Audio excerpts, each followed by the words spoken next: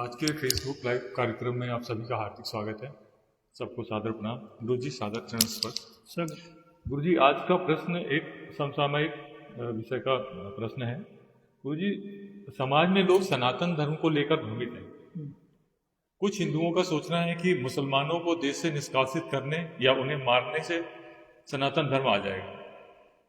कई लोगों को लगता है कि सनातन धर्म का मतलब जय श्री राम है, या और भी कई सारे धार्मिक हमारे संस्थान हैं, आरएसएस हैं। मतलब किसी एक संस्था का वर्चस्व बढ़ जाने से क्या सनातन धर्म आ जाएगा, या सनातन धर्म कोई और ही चीज है? आज गुरु जी इसको आप हमें बताने की कृपा करें, थोड़ा इसमें डिटेल में।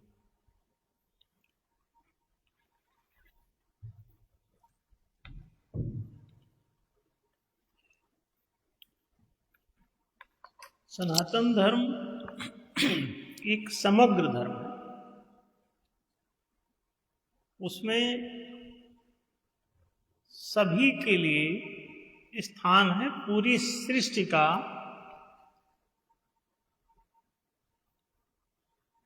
समायोजन है उसके साथ। संपूर्ण सृष्टि कैसे व्यवस्थित हो, ज्ञान विज्ञान की दृष्टि से, दार्शनिक बोध की दृष्टि से, दार्शनिक सत्य की दृष्टि से, इसी का नाम सनातन धर्म। अब जो ये तरह तरह की बातों को लेके लोग भ्रमित होते हैं कि सनातन धर्म आएगा तो उसमें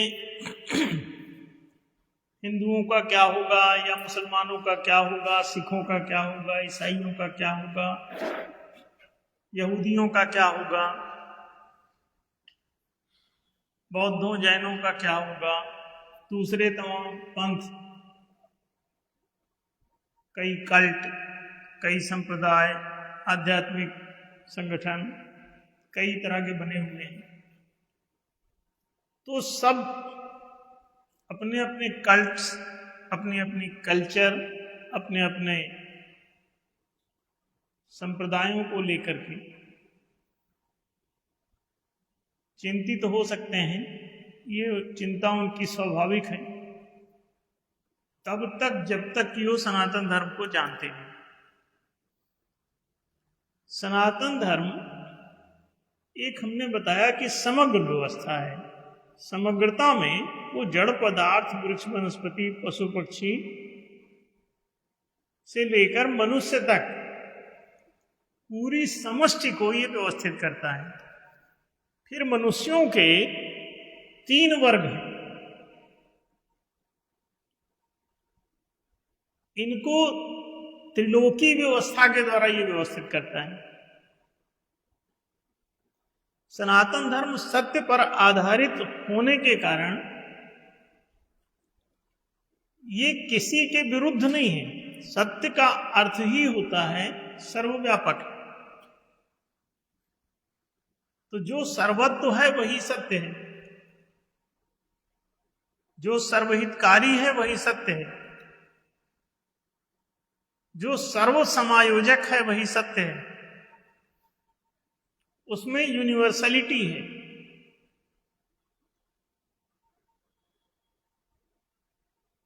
ओमनी प्रेजेंट जो सत्ता की खोज हुई है, जो शाश्वत एक आत्म तत्व है, उससे ही सब कुछ उत्पन्न माना जाता है, प्रमाणित होता है। बात मानने की नहीं कि केवल मान लेने से कुछ हो जाएगा, नहीं, वो प्रामाणिक रूप से ऐसा है कि वो एक ही तत्व से सारी चीजें उपजी हुई और अलग अलग सघनता के अनुपातों में स्थित है। तो इस पूरी दुनिया में दूसरे किसी तत्व की गुंजाइश ही नहीं है, वो हो भी नहीं सकता। फिर ये जो अनेक तत्व दिखाई देते हैं, तो अनेक उसी प्रकार से हैं जैसे दूध से दही बन जाता है, दही से मट्ठा बन जाता है, दूध को ज्यादा जमा दो, पकड़ के निचोड़ दो तो पनीर बन जाता है, ठोस। खोया बना दो, मिठाई बन जाता है, लड्डू बर्फी बन जाता है, कितनी चीजें। लेकिन जब उसको देखने जाओ तो पता चलता है कि सारा दूध है। तो इस पूरी दुनिया में यही हाल है, जो आपको तमाम चीजें दिखाई देती हैं, जितने भी विभेद हैं, भिन्नताएं हैं, विविधताएं हैं, वो सारी विविधताएं उस एक की ही देन है। एक ही ट्रांसफॉर्म होते चला जा रहा है लगातार। वही गेहूं आटा बन जाता है, फिर रोटी बन जाता है। अब आपको लगेगा कि ये अलग अलग चीजें हैं, लेकिन वो गेहूं ही चल रहा है तमाम पकवानों में। तो आप समझ सकते हैं कि सत्य पर आधारित होने के कारण सनातन धर्म सर्व समायोजक है, सर्वहितैषी है, सर्वहितकारी है। और सर्वहितकारी होने के कारण ये किसी के हित या इच्छा के विपरीत नहीं जाता। ये लोगों को स्वेच्छा के अवसर देता है। सनातन धर्म कभी बलपूर्वक नहीं आएगा। ये 3 ऑप्शन देता है मनुष्यों को। ये कहता है कि 3 स्थितियां होती हैं तुम्हारी, तुम या तो तामस होगे, या राजस होगे, या सात्विक होगे। और तुम्हारे अंदर जो भी प्रकृति बैठी होगी, प्रकृति ये त्रिगुणमयी है, सतरजतम, ये 3 उसके गुणधर्म हैं। तो पूरी आपकी जो स्वाभाविक प्रकृति है वो आपकी स्वेच्छा के रूप में उभरती है। और ये तीनों ऑप्शन आपको जब दिए जाते हैं कि 3 गुणों के 3 लोक व्यवस्थित कर दिए जाएंगे, 3 सभ्यताएं प्रतिष्ठित कर दी जाएंगी, 3 संस्कृतियां प्रतिष्ठित कर दी जाएंगी। एक जो तमोगुण देती रहेगी, एक जो रजोगुण देती रहेगी, एक जो सतोगुण देती रहेगी। मर्जी आपकी, आप उसमें से कोई भी चुनो। तो ये 3 ऑप्शन देती है। उसमें हिंदू, मुस्लिम, सिख, ईसाई लोग, जिस भी संप्रदाय के लोग हों, उसमें से एक वो चुनेंगे। तो सनातन धर्म जब आता है तो ये व्यवस्थित करता है, केवल ये किसी से लड़ता मारता नहीं किसी को, और लोगों की स्वेच्छा पर ये व्यवस्था देता है। अब देखिए, आपके मतों, आपकी इच्छाओं, आपके हितों के विपरीत जब सनातन धर्म को जाना ही नहीं है तो आपको शिकायत कैसे होगी? भाई शिकायत तो तभी आपको होगी ना जब आपकी इच्छा के विपरीत कुछ जाए, कुछ किया जाए आपकी, आपसे पूछे बिना, आपके हितों के प्रतिकूल कोई काम हो, तब तो आपको बुरा लगेगा। सनातन धर्म ऐसा करता ही नहीं। सनातन धर्म 3 ऑप्शन देता है। एक कहता है कि तुम अगर सत्य को पूरी तरह मान लेते हो, तुम प्रेम पूर्ण हो जाओगे। तो एक प्रेम पूर्ण ये सभ्यता बसा देता है, कहता है ये डिवाइन है, केवल सतोगुण का संस्कार देगी, बस इसकी जो संस्कृति होगी वो सात्विक होगी, इसमें जो सभ्यता होगी वो डिवाइन होगी, माने प्रेम के धर्म पर आधारित होगी। सत्य जो है पहला धर्म, सर्वोच्च धर्म जो देता है, वो सत्वगुणी लोगों के लिए देव सभ्यता के रूप में स्वर्गलोक की स्थापना करता है। उसे आप देवनगर कह सकते हो, देवलोक कह सकते हो, देव सभ्यता कह सकते हो, देव राष्ट्र कह सकते हो, जो मर्जी कह लो, वो सत्य पर आधारित होगी, प्रेम का धर्म मानेगी। तो जिनको जिनको ये सात्विक गुण प्रिय है, वहां पर वही संस्कृति होगी, वो उसमें अपने आप चले जाएंगे। फिर ये बीच में एक रजोगुणात्मक व्यवस्था देता है, जिसमें ये कहता है कि ये न्याय पर आधारित होगी। इसमें किन्हीं भी दो लोगों के अधिकार समुचित रूप से स्थापित किए जाएंगे, सब समाधिकारी माने जाएंगे।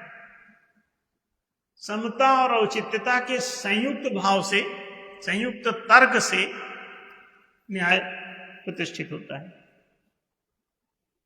तो समुचित शिक्षा, समुचित रोजगार, समुचित आवासीय सुविधाएं, समुचित चिकित्सा आदि संरक्षण सेवाएं आपको सब मिलेंगी। आप इस धर्म से सहमत हैं तो उसमें चले जाइए। एक तीसरा धर्म है कि उसमें आप अपनी मर्जी से जो मर्जी करिए। आपकी संस्कृति स्वतंत्र है, आपकी सभ्यता स्वतंत्र है, माने आचार व्यवहार दोनों स्वतंत्र हैं। वहां पर व्यवहार में सिर्फ पुण्य करने के लिए कहा जाता है कि आप चाहो अपना सर्वाइवल आयु बढ़ाना चाहते हो तो वहां पर पुण्य करते रहना, नहीं तो तुरंत मारे जाओगे। कौन मारेगा? व्यवस्था नहीं मारेगी, व्यवस्था तो तुम्हें आजाद कर रही। जिनके साथ तुम पापपूर्ण, दुष्टतापूर्ण, अपराधपूर्ण कृत्य करोगे वो लोग भी इस बात के लिए स्वतंत्र वहां माने जाएंगे, यही करने के लिए। आचार व्यवहार की स्वतंत्रता वहां तुमको अकेले को नहीं मिल रही है, वहां बाकी लोगों को भी यही वाली होगी। और उस लोक में छोटे छोटे आप अपने अपने निजी गुलामों की फैक्ट्री लगा सकते हो, गुलामों का स्टेट बना सकोगे, गुलामों के गांव बसा सकोगे, गुलामों का एक एक महल बना के उसमें आप गुलाम भर्ती करके रह सकोगे, कोई वहां पे आपत्ति नहीं। छोटे छोटे राष्ट्र, छोटी छोटी गढ़ियां बना सकते हो आप, कि ग्राम के आप राजा बन सकते हो और उसको कब्जे में अपने करके बाहर किसी को नहीं सुने। वहां सब अलाउड है, आप जितना भी अत्याचार कर सकते हैं तीसरे लोक में आप कर सकते हैं। वो पूरी तरह से शक्ति पर आधारित होता है और शक्तिमान तुमको बनने की स्वतंत्रता है। शक्तिशाली बनो, अपने शक्ति का वर्चस्व स्थापित करो। गुंडागर्दी के आधार पे तुम जितनों को हरा सकते हो उतनों को हरा के और आराम से बैठो। न्यायशील व्यवस्था में तुमको व्यवहार की स्वतंत्रता नहीं होगी, पुण्यशील व्यवस्था में तो होगी। दोनों आचार व्यवहार स्वतंत्र हैं, पुण्य करना भी अनिवार्य नहीं है, ये भी ऐच्छिक ही है, क्योंकि वहां सिर्फ एक सलाह दी गई है कि पुण्य करते रहोगे तो बचे रहोगे। माने दुनिया को लूट रहे हो, जैसे तुम सारी मछलियों को मार के खा रहे हो, लेकिन उनको चारा दाना डालते रहना, नहीं तो तुम मर जाओगे, क्योंकि मछलियां मर जाएंगी जिन पर तुम निर्भर हो। अगर उनको तुम चारा दाना नहीं डालोगे, गाय को चारा दाना नहीं दोगे, जब दूध दूहने जाओगे या उनका उसका खून निकालने जाओगे, मांस नोचने जाओगे, तो तुमको मिलेगा ही नहीं कुछ उसमें। इसलिए वहां डोनेशन सिखाया गया कि उनको दान पुण्य करते रहो। तो वहां शिकार और शिकारी के आधार पर तीसरा लोक चलता है, दूसरा लोक न्याय के आधार पे है। यहां पर आचार की स्वतंत्रता न्याय में है, लेकिन व्यवहार की सार्वजनिक बहुमत प्रणाली लागू है। आचरण में जो मर्जी करो अपना अपना, लेकिन व्यवहार में आपको सार्वजनिक रूप से जो सहमति वहां बन जाएगी, बहुमत सिद्ध हो जाएगा, वो वहां लागू होगा। ये न्याय का सिद्धांत है। न्याय में सभी के मत स्वतंत्र होते हैं, सब अपना मत रख सकते हैं। सर्वसम्मति से या सर्वबहुमति से वहां पे सभी नियम नीति निर्णय लागू होते हैं। ये न्याय का सिद्धांत है। तो सनातन धर्म ये 3 सभ्यताएं देता है और कहता है कि जैसा मर्जी वैसा जियो। न्याय का सिद्धांत है वर्णाश्रम धर्म, वो मनुष्य लोक में लागू होगा। देवलोक में वर्णाश्रम व्यवस्था लागू नहीं होती और दैत्य लोक में भी वर्णाश्रम व्यवस्था लागू नहीं होती। 3 लोक में बांटता है सनातन धर्म। आपके रहने की सभ्यता, संस्कृति, संसाधन और सिद्धांत तीनों के स्वतंत्र देता है। तो सनातन धर्म तीनों में भर्ती इन तीनों लोकों में आपकी स्वेच्छा से करता है, तो इसमें मुसलमान को कैसे खतरा होगा? इन तीनों में से एक चुन सकते हो। सनातन धर्म जब आएगा तो ये त्रैलोक की व्यवस्था है, सत्य के द्वारा ये प्रेम न्याय पुण्य की व्यवस्था देता है व्यवहारिक। 3 लोक को उन सभ्यताओं के बसा देता है, सहजीविता को सभ्यता कहते हैं। तो 3 ये सहजीविताएं हैं, सभ्यताएं हैं, जिनको आप दैत्य लोक, मनुष्य लोक और देवलोक के नाम से जानते हैं। सत्य के द्वारा देवलोक को प्रेम धर्म पर आधारित किया जाता है, मनुष्य लोक को न्याय धर्म पर आधारित किया जाता है, दैत्य लोक को पुण्य धर्म पर आधारित किया जाता है। दैत्य जो है वो अन्यायी और अपराधी प्रवृत्ति का होता है, वो अपने समान अपने पड़ोसी के साथ व्यवहार नहीं कर सकता। तो जो अपने लिए शिक्षा चाहता है लेकिन अपने पड़ोसी के लिए नहीं चाहता, वो दैत्य लोक में रहता है। वो न्याय लोक में जाएगा ही नहीं, मनुष्य लोक में भर्ती नहीं होगा, वर्णाश्रम व्यवस्था मानेगा ही नहीं। तो उसको कहने की क्या जरूरत है? तुम स्वेच्छा पूर्वक वहां जा सकते हो जहां पे यही वाली व्यवस्था दूसरे भी ना मानने वाले होंगे। वहां पात्रता अनुसार पद नियुक्ति नहीं होगी, तो दूसरों के साथ भी वही लागू है। वहां पर फिर बलपूर्वक के लोग बैठेंगे। दलबल छल से वहां जो होता होगा वही होगा। आप घुसिए वापस में और किस्मत अजमाइए। वो स्वैच्छिक है पूरा, और जो उससे उब जाए, वहां की पिटाई कुटाई उनको सहन ना हो, तो वो मनुष्य लोक में चलेंगे। वहां न्यायपूर्वक व्यवस्था दी जाती है, 25 साल सबको शिक्षा मिलती है उसमें। मनुष्य लोक में सबको 25 वर्ष तक ब्रह्मचर्य आश्रम लागू होता है और शिक्षा दी जाती है। दैत्य लोक में ऐसा नहीं किया जाता, वहां मर्जी पढ़ो नहीं मर्जी ना पढ़ो। यहां पर शिक्षा अनिवार्य होगी मनुष्य लोक, फिर एक रोजगार गृहस्थ आश्रम में जाके अनिवार्य होगा, वानप्रस्थ आश्रम में समाज के लिए काम करना अनिवार्य होगा। तीनों विज्ञानों पर ऋषि बनो, शोध अनुसंधान करो, सन्यासी बनकर के इस न्याय धर्मिता का प्रचार भी करना हो। और सन्यासी बल्कि तीनों ही धर्मों का प्रचार करता है, अस्तोमा सद्गमय कराता है, और जिसमें भर्ती होना चाहो 3 में से किसी सभ्यता में घुस जाओ, मना कुछ नहीं। तो सनातन धर्म कोई जबरन स्थापित होने वाला धर्म थोड़ी है, वो दैत्य धर्म थोड़ी है। तो सनातन धर्म सत्य पर आधारित है। सत्य जो है यूनिवर्सल ट्रूथ है। जैसे 2 + 2 = 4, तो 4 ही होगा, 3 5 नहीं करना, 4 ही लिखना पड़ा, 4 का ही लेन देन करना। अगर स्टूल से पानी बनता है तो स्टूल से ही बनेगा, कोई दूसरे सूत्र से बनने लगेगा तो उससे बनने लगेगा। नहीं बन रहा जिससे, तो वो सूत्र पढ़ने की क्या जरूरत है? सत्य जो है वो यूनिवर्सल ट्रुथ है, सर्वस्वीकार्य ट्रुथ है, वो सबका एक ही होता है। स्वभाव 3 अलग अलग होते हैं, इसलिए 3 लोक में बांट दिया जाता है। स्वभाव एक का तामसिक होता है, एक का राजसिक होता है, एक का सात्विक होता है। तो ये तमोगुण, रजोगुण, सतोगुण 3 गुणों से आप प्रभावित होते हैं। गुण माने होता है स्वभाव, नेचर, प्रकृति। तो आपका जो स्वाभाविक इरादा है उसके अनुसार आप तीनों में से कोई भी सनातन धर्म के 3 हिस्सों में किसी में भी रह सकते हैं। अच्छा, चुनना केवल 2 ही पड़ता है, तीसरा थोड़ी चुनना है। वो तो तुम जहां हो वही है, वो तीसरे का चुनाव करने की जरूरत ही नहीं है। तुम इन 2 में से चुनने से रह गए तो जहां हो वो तीसरे लोक में हो, इतना ही मतलब है उसका। तीसरा लोक अलग से नहीं बसाया जाता, जो जहां है वो तीसरे लोक में है। यदि उसने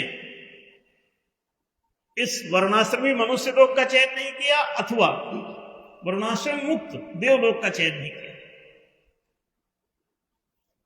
और इन दोनों में महालोकतंत्र लागू है, सार्वजनिक सहमति से ही कोई नियम नीति यहां लागू हो पाएंगे। प्रस्ताव कोई भी कर सकता है, नियमों को, नीतियों को, निर्णयों को बना कोई भी सकता है, लेकिन उन्हें पारित या निरस्त नहीं कर सकेगा। वो सार्वजनिक बहुमत से हो। ये महालोकतंत्र इन दोनों में लागू होता है और वहां महालोकतंत्र लागू नहीं होगा। दैत्य लोक में महालोकतंत्र की कोई प्रक्रिया नहीं होगी, वहां गुंडागर्दी से ही चलेगा। वहां पे वो मुसलमानों को पसंद आ सकता है, बौद्धों को पसंद आ सकता है, जैनों को पसंद आ सकता है, सिखों को पसंद आ सकता है, कुछ हिंदुओं को भी पसंद आ सकता है। तीसरा वाला वो तो निजी पसंदगी नापसंदगी पर है ना। ये तीनों का चुनाव लोगों का खुद का है। अब तीसरा वाला चुनना ही नहीं है। वो तुम जब ये दोनों नहीं चुनते हो तो तीसरे में जो रहा करते हो, उसका फैसला ऐसे करता है सनातन धर्म। जैसे गाय, भैंस, हाथी, कुत्ता, बिल्ली से पूछा नहीं गया, क्योंकि वो बताने की स्थिति में भी नहीं है, तो वो तीसरे लोक में ही। सभी पशु, सभी जानवर तीसरे लोक में ही। इन दोनों लोकों में उनकी कोई नागरिकता मान्य नहीं है। जैसे कोई दैत्य लोक का कोई आदमी भिक्षु के रूप में इसमें घूमने के लिए प्रशस्त है, तो आके कोई घूम सकता है, जा सकता है। तो जानवर लोग भी आके घूम घाम के चले जाते हैं, नागरिकता नहीं मिलेगी।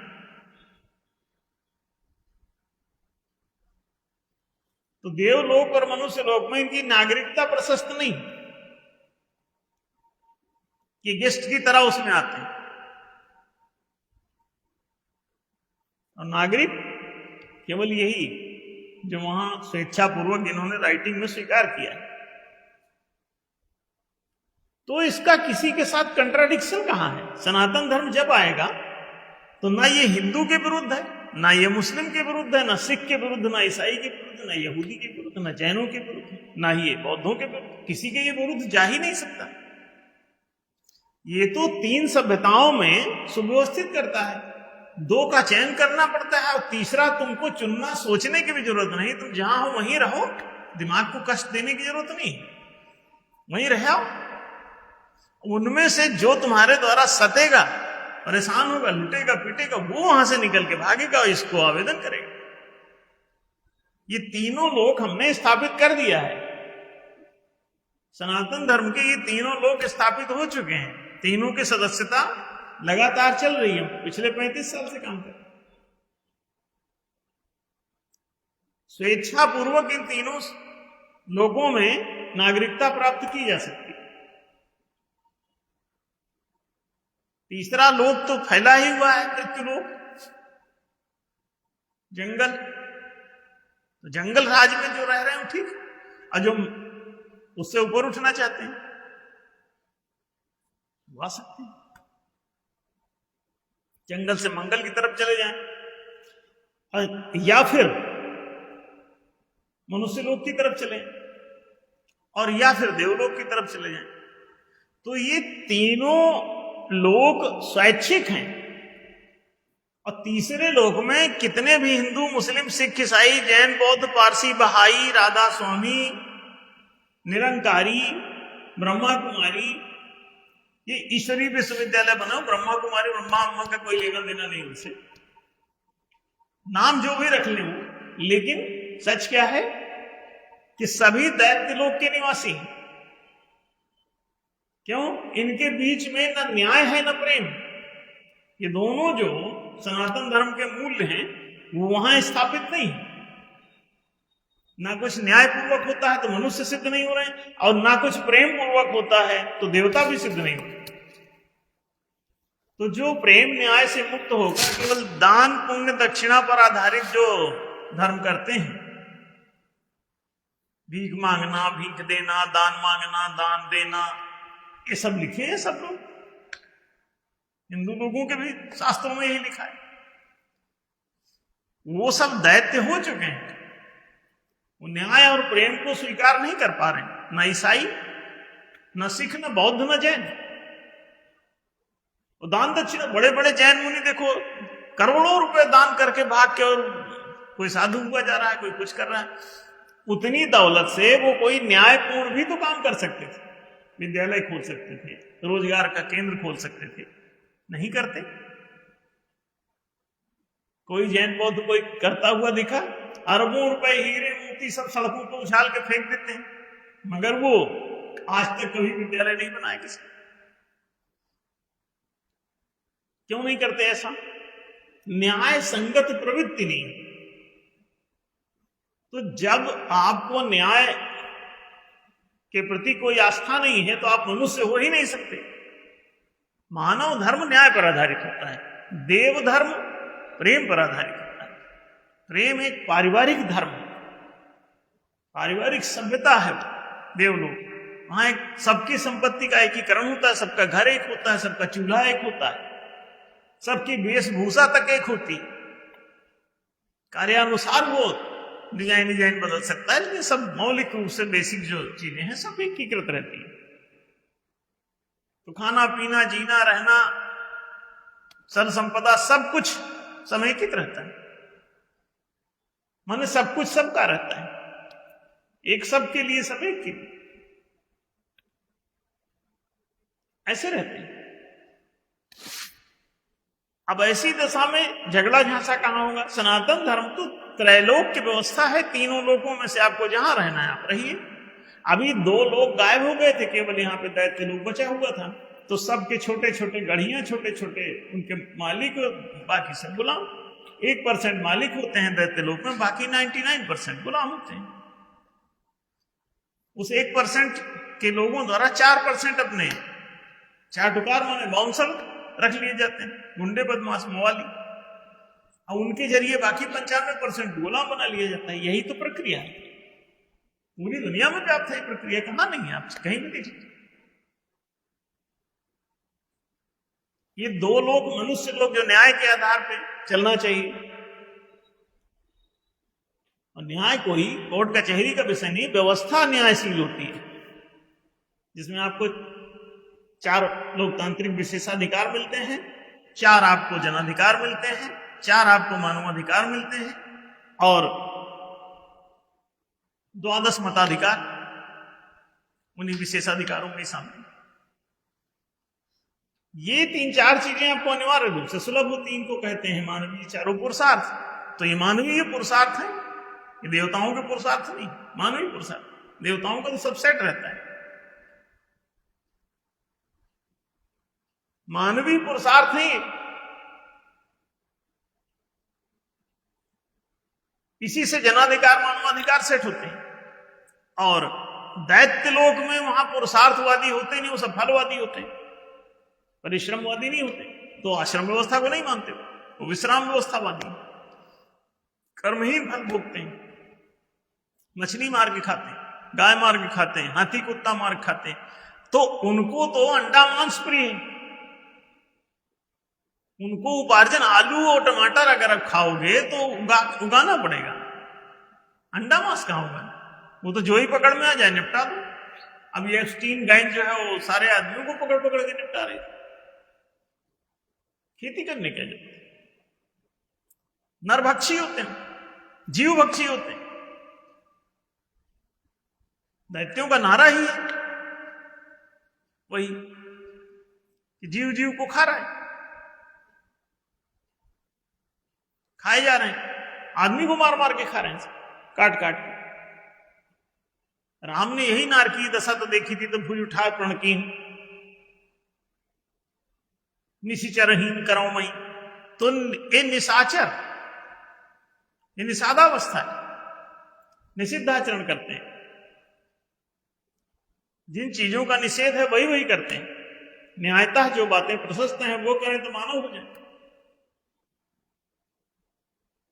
मानव मानव एक समान होते हैं, उस समानता का व्यवहार करते हैं अपने साथ, एक दूसरे के साथ, स्वापर के बीच में एकता का व्यवहार। और देवताओं का तो ये समानता भी नहीं मानू तो कहते हैं अयम निजः परो वेत्ति गणना अलग चेतसा उदार चरिता नाम तो वसुदैव कुटुंबकम। उनके लिए तो सारी धरती परिवार है। हाँ, जो आना चाहे उस परिवार में शामिल। हमने देवनगर बसाया, देवलोक है, कोई भी वेलकम है। जो भी प्रेम धर्म स्वीकार करना चाहता है चला जाए, बलपूर्वक नहीं लाया जाता। जिसकी मर्जी अंदर आ जाए, जिसकी मर्जी बाहर चले जाए। ऐसे ही न्याय लोक में भी मनुष्य लोग जिसकी मर्जी उसको ज्वाइन कर ले, जिसकी मर्जी न्याय को मान ले, जिसकी नहीं मर्जी ना माने। सार्वजनिक बहुमत से न्याय समाज के फैसले हों। न्याय समाज का हमने गठन कर दिया, कोई भी उसका सदस्य बन सकता है, स्वैच्छिक है। प्रेम धर्म सभा भी स्वैच्छिक है, न्याय धर्म सभा भी स्वैच्छिक है। उसकी सदस्यता ग्रहण करो और अपने बहुमत से ही अपने नियम कानून पारित खारिज करो। न्याय धर्म सभा की सदस्यता लेकर वो तो एक ही साल में वो चाहे तो अपना पूरे भारत को मानव राष्ट्र बना दे, उससे लोग घोषित कर दें, न्याय के आधार पर होगा। न्याय का मंतव्य सिर्फ इतना है कि सभी लोग मिलकर के जो वोट करेंगे उससे बहुमत जो सिद्ध होगा वही नियम नीति निर्णय लागू, नहीं तो खारिज हो जाए। तो इतनी सी बात ही तो है न्याय की, और क्या है। धर्मेण प्रजा सर्वे रक्षन्ति परस्परम, बहुमतेन प्रजा सर्वे रक्षन्ति परस्परम। बहुमति, बहुमत के द्वारा आप कोई भी चीज पारित खारिज करो, अपने हिताधिकारों को मैं और तू के बीच में संघर्ष बचेगा ही। जब सार्वजनिक बहुमत से करना है तो लड़ोगे कैसे, सोच के देखो। और दैत्य लोक में ये सार्वजनिक बहुमत माना ही नहीं, क्योंकि स्वजनिक होते हैं, वो तानाशाही पे जिंदा रहते हैं, वो आपको अधिकार ही नहीं देंगे अपने समान। तो दैत्य लोक में वो बौद्ध लोग, जैन लोग, सिख लोग, ईसाई लोग, यहूदी लोग, जितने भी लोग हैं वो सब दैत्य लोक ही हैं। जितने भी राष्ट्र हैं वो सब दैत्य राष्ट्र हैं। वो एक दूसरे को मताधिकार भी नहीं देते। नियम नीति निर्णय में किसी भी राष्ट्र में आपको मताधिकार प्राप्त नहीं। पृथ्वी पर जितने 200 से अधिक राष्ट्र हैं, ये केवल भारत में न्याय समाज में ये लागू है कि सभी सदस्य न्याय समाज के आपस में वोटिंग करके बहुमत जो भी सिद्ध हो मतदान के पश्चात वो चीज लागू कर ले अथवा हटा दे। पक्ष में आ जाए लागू कर दे और विपक्ष में चला जाए मत तो हटा दें उसके नियम। कोई भी नियम विधान कानून आप पारित खारिज कर लीजिए। झगड़ा झांसा इसमें कुछ है ही नहीं, तो आपको काकरोच पार्टी बनाने की कहां जरूरत है। वो आंदोलन करे बैठे हैं, लात मार रहे हैं, लात खा रहे हैं, गाली दे रहे हैं, गाली खा रहे हैं। ये दैत्य लोग के लक्षण। सनातन धर्म में कोई झगड़ा ही नहीं, ये तो हम 35 साल से समझा रहे हैं। हमारी सारी बुक्स इस पे सैकड़ों से उपलब्ध है। आदमी सब पढ़ समझ के ये धर्म संस्थापक संघ जो कर रहा है, आप इसको पूरा जान करके पूरा समझ जाओगे कि सनातन धर्म से किसी को कोई रिस्क है ही नहीं, कोई खतरा है ही नहीं। तो सनातन धर्म जब भी वापस आएगा तो सत्य पर आधारित है, तो यूनिवर्सल ट्रुथ पे ही बात करता है। और जिनको जिनको जिस लेवल का ट्रुथ स्वीकार है वो उस लेवल पे आ जाए। 3 स्तर है सत्य के, प्रेम, न्याय और पुण्य। पूरा जिनको स्वीकार है तो सात्विक हो जाएंगे, प्रेम पूर्ण हो जाएंगे। मूल सत्य को तुम कोई भी जीना शुरू करो, तुम्हारे भीतर डिवाइनिटी शुरू हो जाएगी। फिर तुम सडन कोई काम ऐसे करोगे तो वही खुला करेगा। परीक्षा कल है तुम्हारी, आज तुम ऐसे किताब ऐसे पलटा मारोगे ना तो वही पृष्ठ खुलेगा उसमें जो परीक्षा में आने वाला है। आप डिवाइनिटी बरत के देखो, हम लोग कितने अनुभव इसका लिए। आप पूर्ण सत्य को जी के देखो, आपकी चीजें सरल होने लगी, बहुत ईजी हो जाएगा। आप में डिवाइनिटी उतरने लगी। पूर्ण सत्य को जीना शुरू कर दो कि जो भी बात सही सिद्ध हो जाएगी मान जाओ। इस कमिटमेंट के साथ जियो, इसका व्रत लो, सदव्रत लो, उसे निभाओ जीवन में, सदाचार सद्व्यवहार का पालन करो। आपके भीतर दिव्य गुणों का संचार होने लगेगा। आप जो भी करोगे वो सफल होने लगेगा। और आपको आश्चर्य होगा कि ये इतना अच्छा, इतना सरल जीवन कैसे हो सकता है। सत्य का सारा जीवन ही सरल। आप प्रेमपूर्ण जीवन जी के देखो, दिव्य जीवन जी के देखो। प्रेम ही दिव्य, कि आप किसी भी दूसरे को न सताओगे, हाँ, न सतोगे। किसी के हमला किए जाने पर आत्मरक्षण करोगे, तुम आक्रमण नहीं करोगे। यह तो मनुष्य लोक में भी प्रशस्त है। कोई हमला करे तो अपने बचाव के लिए तुम उससे युद्ध लड़ते रह सकते हो, लेकिन जब वो भाग जाता है तो तुम्हारा युद्ध खत्म। कोई डाकुओं ने हमला कर दिया, आप पूरा आत्मरक्षण के लिए पूरी फाइट करिए, और जब वो भाग जाते हैं तो उनके पीछे भागने की जरूरत नहीं आपको। चले गए, उन पर आक्रमण भी करने मत जाओ। आक्रमण जो करता है वो दैत्य होता है, न मानव न देव। तो आप समझ सकते हैं कि सनातन धर्म से किसी को डरने की आवश्यकता नहीं है। ये धर्म संस्थापक संघ जो सनातन धर्म की पुनर्प्रतिष्ठा का अभियान चला रहा है, उसमें किसी को कोई खतरा नहीं। हिंदू, मुस्लिम, सिख, ईसाई, जैन, बौद्ध, पारसी भाई, सारे धर्मों के लोग इन 3 में से किसी धर्म में घुस जाएंगे और अपने आप घुसेंगे, बलपूर्वक किसी को नहीं लाना घुसाना, स्वेच्छापूर्वक। ये चालू है, चल रहा है, इतने दिनों से सब चल रहा है। कहां झगड़ा इनसे? कोई विवाद नहीं, निर्विवाद से। आशा है बात स्पष्ट हुई होगी संजय जी। धन्यवाद गुरु जी।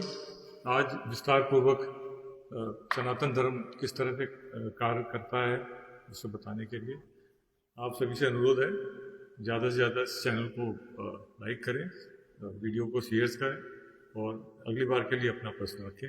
गुरु जी स्वागत है।